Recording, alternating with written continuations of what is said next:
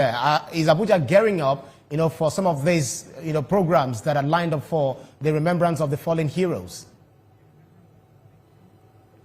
Obviously, since yesterday, Abuja wore a different look, and even this morning we had this early morning closure of some major roads that even you sincerely had to just jump out of the house on time so that you won't be caught up in the traffic, because you have to be in the studio in good time to hit up with this program. Mm. Absolutely, it's now time to enjoy your segments. Take it away. All right, thank you so much. Thanks everyone for joining us on the program. And we are live from our Abuja studio here in the nation's capital. Now, today, January 15, marks the 2025 Armed Forces Remembrance Day in Nigeria, a solemn occasion to honor the sacrifices of our gallant men and women in uniform. Across the nation, heartfelt tributes have poured in for those who laid down their lives to protect the sovereignty and unity of our great nation. Ceremonies are being held in various states to remember the fallen as Nigeria renews its commitment to caring for those injured in service. The National Cenotaph in Abuja is witnessing a solemn ceremony attended by government functionaries and dignitaries from all walks of life. The federal government is particularly appreciating the courage and sacrifice of the Nigerian Armed Forces, emphasizing the vital role they played in safeguarding the nation during times of conflict, insurgency, and peacekeeping missions. While honoring the fallen, today also highlights the importance of caring for those who sustained injuries while defending Nigeria.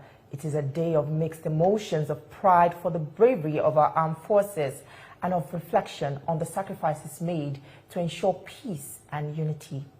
As the nation continues to face security challenges, the courage and resilience of our military remains crucial to Nigeria's progress.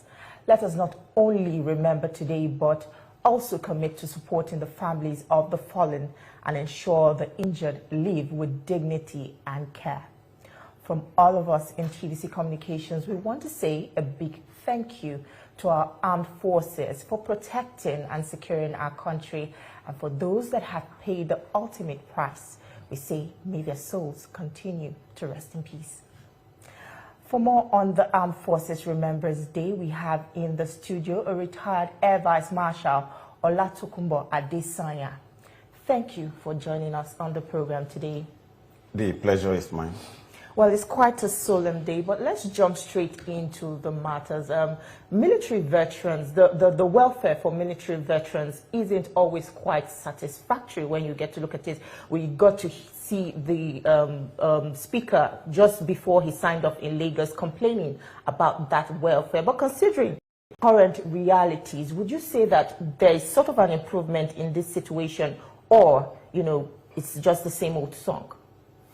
Okay, let me start by joining you in praying for the following four categories of persons. First, the fallen heroes, families, surviving families of fallen heroes, as well as serving members of the Armed Forces of Nigeria, veterans like myself, and of course our families. And I thought to mention our families because they are often the unsung heroes, in all this. Referring to the welfare benefit for veterans specifically, I think it could be much better. It could be much better. It's particularly sad to see a day that veterans will have to go out on the streets to protest. And we are not just talking of the non-commissioned officers, including commissioned officers. For me, I felt particularly bad that that will have to happen. And on a somewhat positive note, there was an almost instant response to the protest. But the question is, why did the protest have to take place before that response?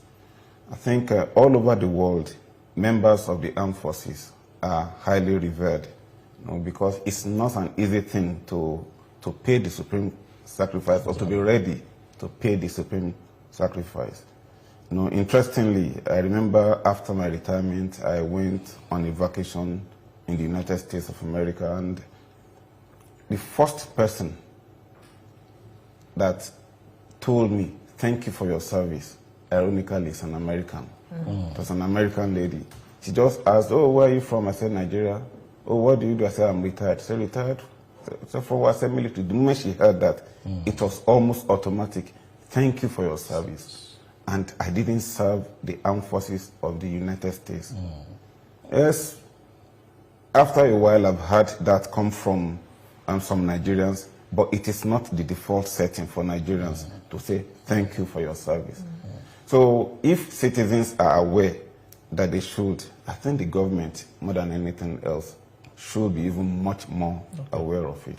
Okay, from what you have just said, beyond government putting in place some reforms, we also need the citizens also, their mindset, their orientation, how to relate with us, people in uniform, and even outside uniform, how they relate with them. Now, what are those immediate things you think government can put in place, whether they are institutional reforms or whatever government can put in place, that will give men in service, and even when they leave service, that the society will respect them for what the role they played in keeping us safe? Okay, thank you for that question. In that regard, I believe things that the government can do, there could be some that are symbolic and some that will address real issues, the day-to-day issues. For those of us who are still alive, veterans, as well as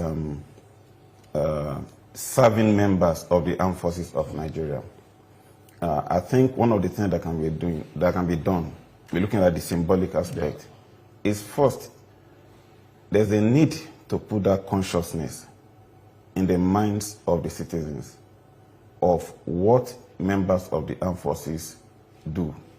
I remember while I was serving in Liberia and Sierra Leone between 1997 and 1999, there was a day that things became chaotic and the rebels overran most parts of Freetown and Lungi. And the British and the American governments evacuated their citizens. The United Nations evacuated those who were on observer mission. And I looked at my classmate who was with me. I said, well, can you imagine? You know, it was obvious that death was imminent, but we couldn't think of living. It never even occurred to us. Thankfully, I'm alive today. Not many of my mates came back alive. So it means that irrespective of the failings or faults of members of the armed forces, somebody should always recognize the fact that there is something unique about that profession. Is noble. So I will expect on the symbolic part, for example, that a museum could be established, a military museum in the heart of Abuja, where, for example, you will have pictures, you'll have names where not possible to have pictures, of all those who have fallen in the course of various operations. You know, I've seen something like that overseas before. You know, you'll have documentaries at various sections. There will be, you know, things to depict what happened, how this person, you know, lost his or her life, and what impact that has had for Nigeria. So, as a grandson, as a son, somebody can take me there and say, this is your dad. So, when you see that, then you know that, oh, then I can always give my life for this nation, knowing that this nation will appreciate. And of course, this will also be a way of generating income, because it will be a form of an attraction, and I will expect that income from such a museum could be used to further the interest, the welfare of veterans and their families. Now, beyond that, there's something that I think we can legislate, and that's talking about preferences to be given to military men. I remember, again, while I was on that same trip in the United States, I remember that when we were about to board the aircraft, they said veterans first, ahead of first class and business class. You know, and I saw one sergeant, or a female sergeant, who was going up. I said, wow. So, which means it's not impossible for us to do that. You know, when boarding aircraft, you know, when you go to the bank, when you go to the medical centers. For most veterans, especially those that have been retirement for years, the main challenge health-wise will be things like mental health, hypertension, diabetes. So I will expect, for example, that in medical centers, there could be dedicated spaces for veterans so that they get easy attention, quick attention, drugs, and the rest. Accommodation, well, some efforts have been made in the area of accommodation, but more could be done. It's important that when somebody is retired, he's able to have roof over his head. It's important that he's able to take care of his medicals. It's also important that where he still has going children, that they be provided for. Beyond all this, I should also look at serving members of the armed forces. While serving, efforts should also be made to ensure that welfare is given priority. Shortly before I left service, we had got to a situation where, for example, the amount that is given to us, say, for, digital allowance was not enough. Even for a 2-star general, the amount was not enough to stay in a 3-star hotel. The amount that was provided for you to fly was such, that's to go on an official duty, was such that it was not enough to buy a flight ticket. But this is what the book says, so nobody's going to, so nobody wants to go on an official trip outside the base because you will have to add your own funds to be able to buy the ticket. So, and it is based on budgetary provision. I think some of these things could be looked at. Going back to veterans also, you know, and particularly fallen heroes. I know of a lady married to a young officer, and the officer in question lost his life, I think, at the Atlas Cove jetty. So, and many times I've spoken with her, and she's always been a bit bitter because she's felt no form of recognition for the loss of her husband. You know, I will imagine a situation if, for example, she's able to go to a place, take her children, and say, this is your dad.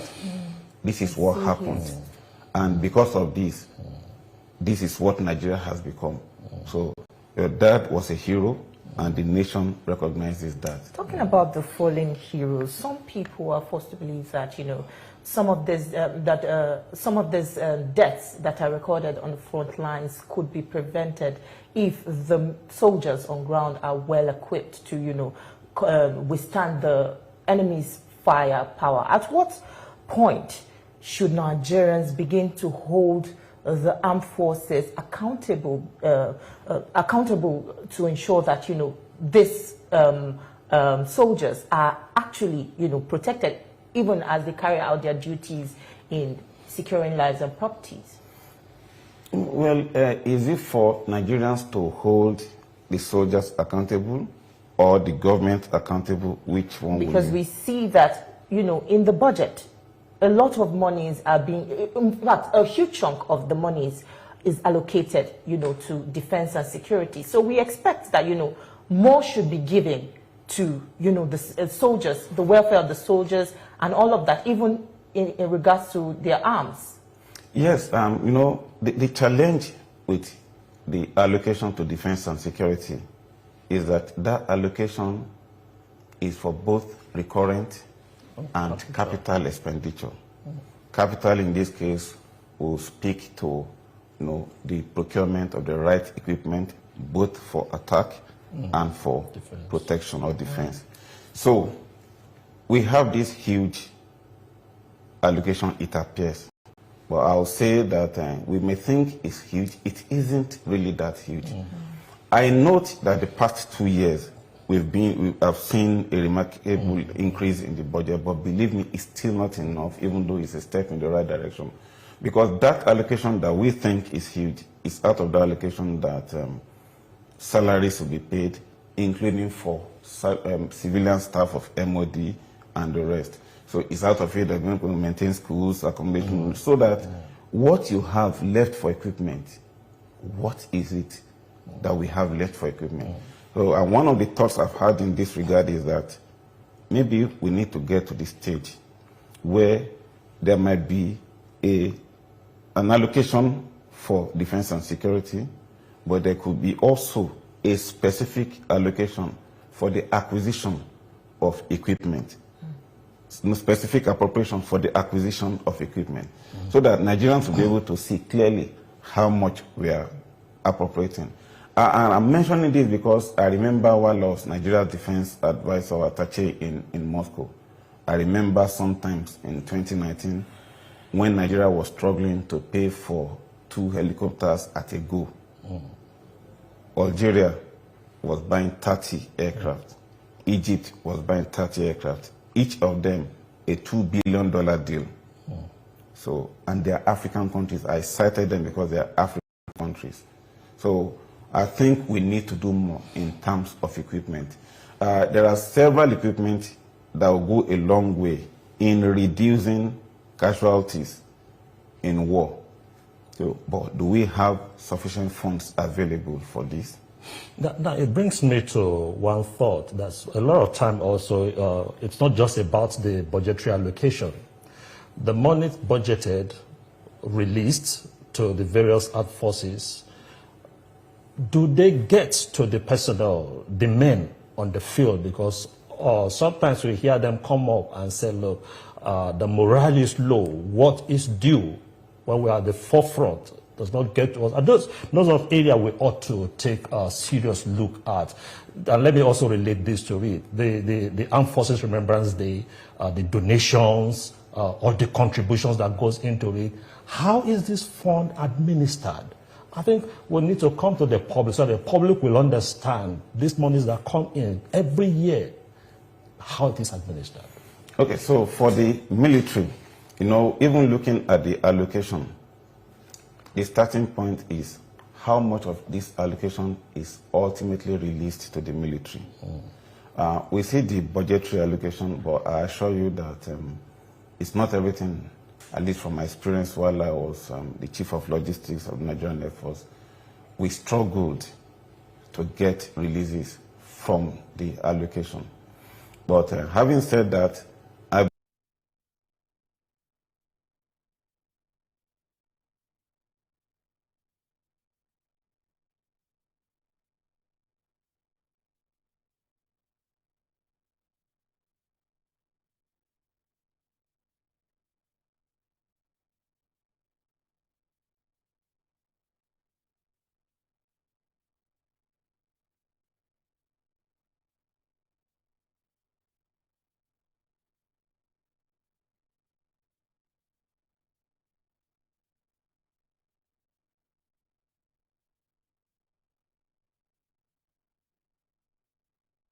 to ensure that people that are put at the leadership of this VM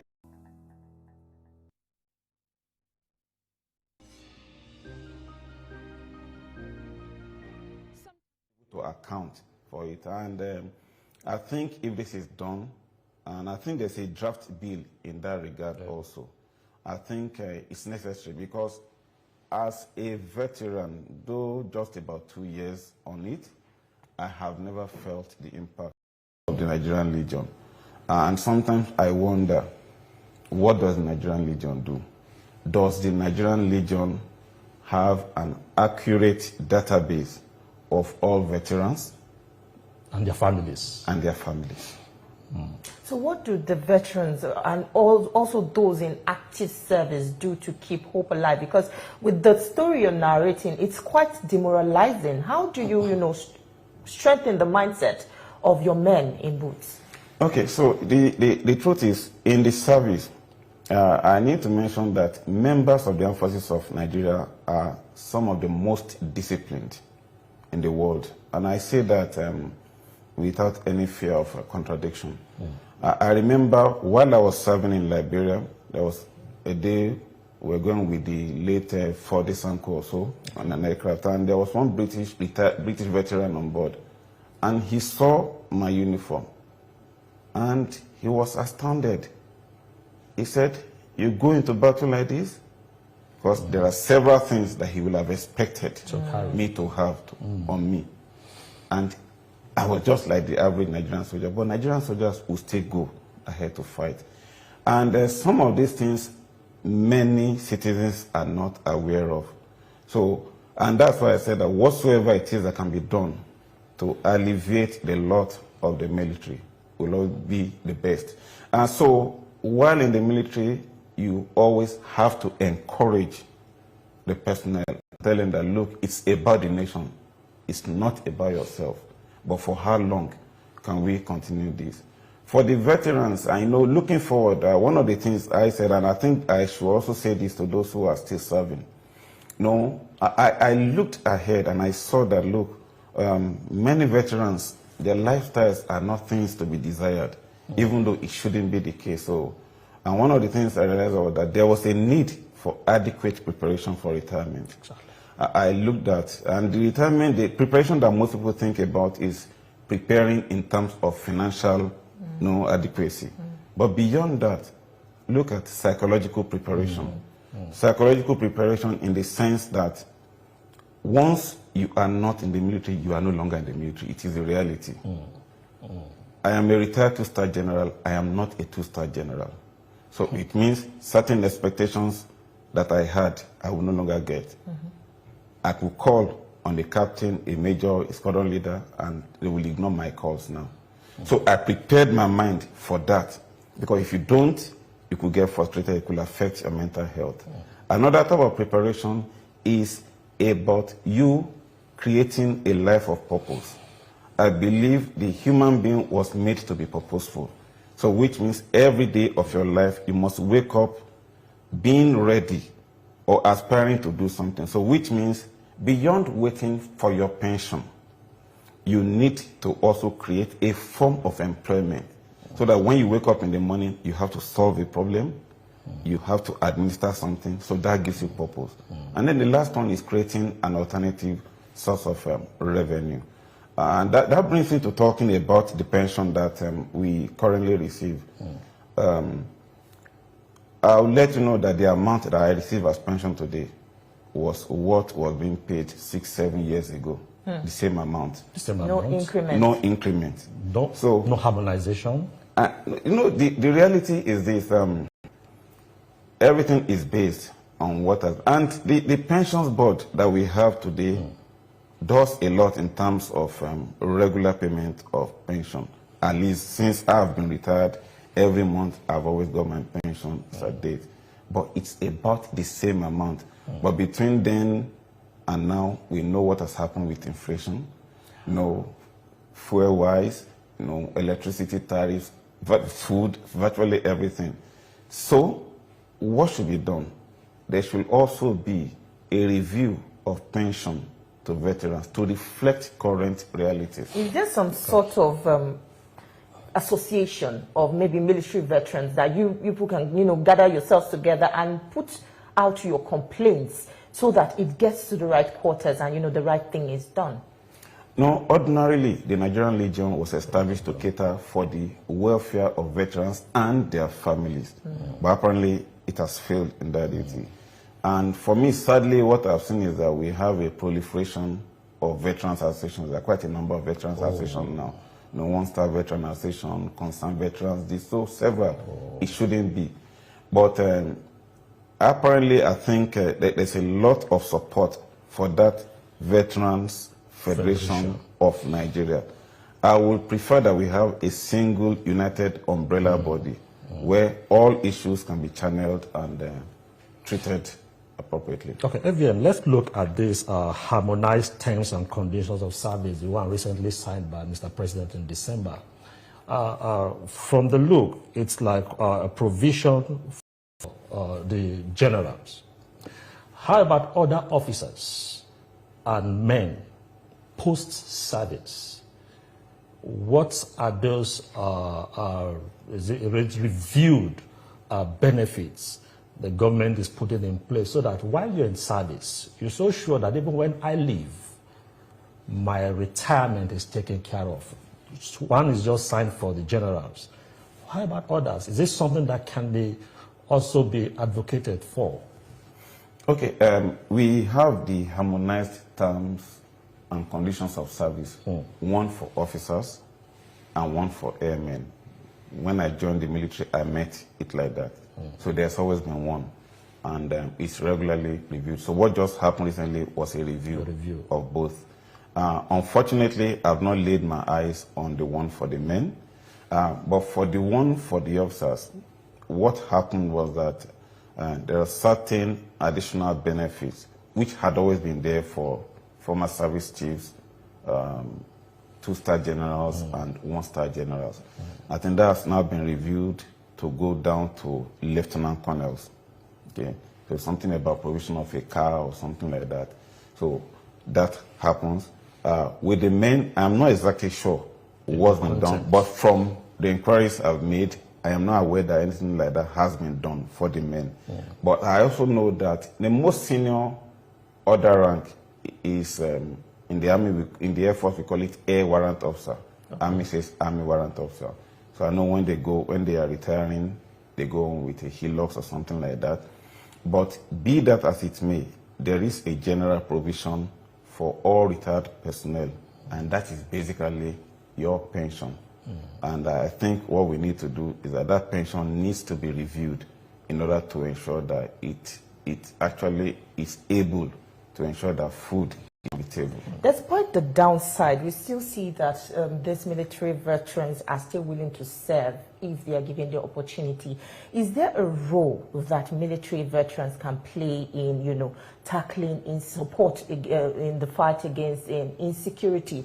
Let's consider the non-kinetic approach and also, advisory roles.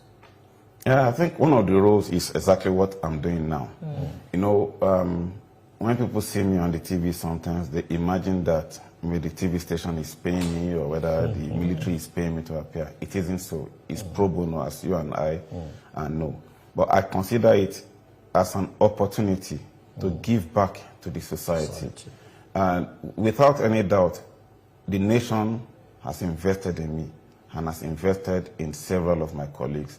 And so it's an opportunity to give back. And I dare say that virtually all my colleagues that I know, they have competencies in various areas, and they are very much willing to have opportunities to give back to the society.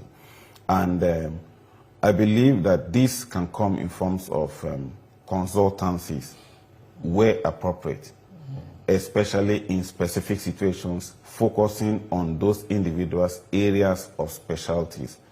But then I do not think any veteran will just get up and go and look, because we can be assumed that you're just looking for a job. So the nation needs to actually, institutionalize the utilization of the skills of retired personnel.